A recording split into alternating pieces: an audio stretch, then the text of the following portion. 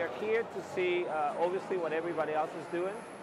I was not surprised there were a lot of companies and the Bitcoin-like segment basically looking to make deals with game developers so that they include their currencies in their games. And what I can tell you from what I come from, and this is the most clear point that I got, when you are a game developer and you are in the middle of the fray of game development, there's so many things going on that no one has the scope to stop what they're doing, to include this sort of thing that comes from somewhere that they don't understand where it comes from.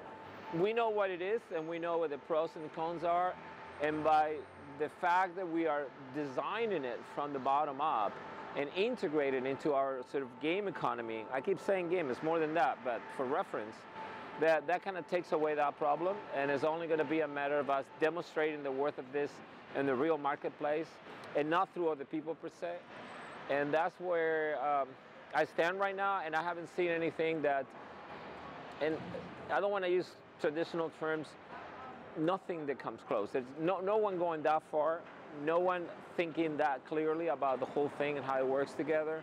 Our biggest worry is that any of these companies that have the reach think it and do it before we do it, but I'm not particularly afraid of that from what I have seen here.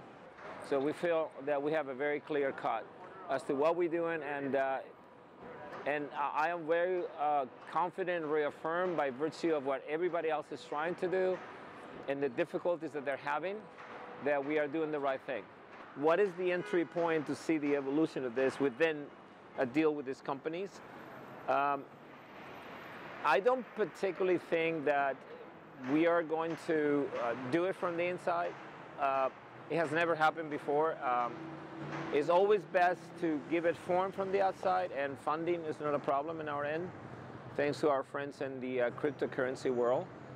And it actually makes sense. We're building a new economy. It's like we might be making deals with San Francisco maybe someday. I don't know.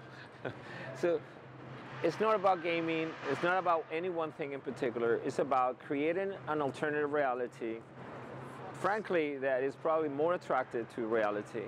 It's not going to substitute reality, but it's going to be fun. And do it in a way where we are able to create an economy of our own that is independent of governments and controls, basically. Amazon was an idea at one point, wasn't it? Ideas is everything. We think we have a brilliant idea. And if you have a brilliant idea and you get financing to a point where everything could be sort of put forward, it's just a matter of taking that first step in a very strong way, put yourself in the marketplace, distinguish yourself from everybody else from the point of perspective that what you're doing is somewhat different, perhaps sort of world-changing, which is really what we intend to do, not from a pretentious point of view, just because of what is implied. Apple was an idea at one point, so does Amazon. There's nothing wrong with being in the segment of doing something new. It is not new to me. I've been doing this all my life, and all my professional life at least.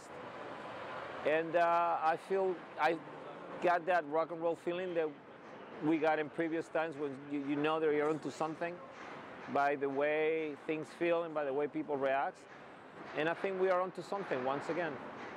You'll hear more from us. This is I'm going to be talking to this camera more often, and we'll be announcing releases of anything of that nature. And I suppose this is like our 0.0 show, and we'll see you soon on the other side.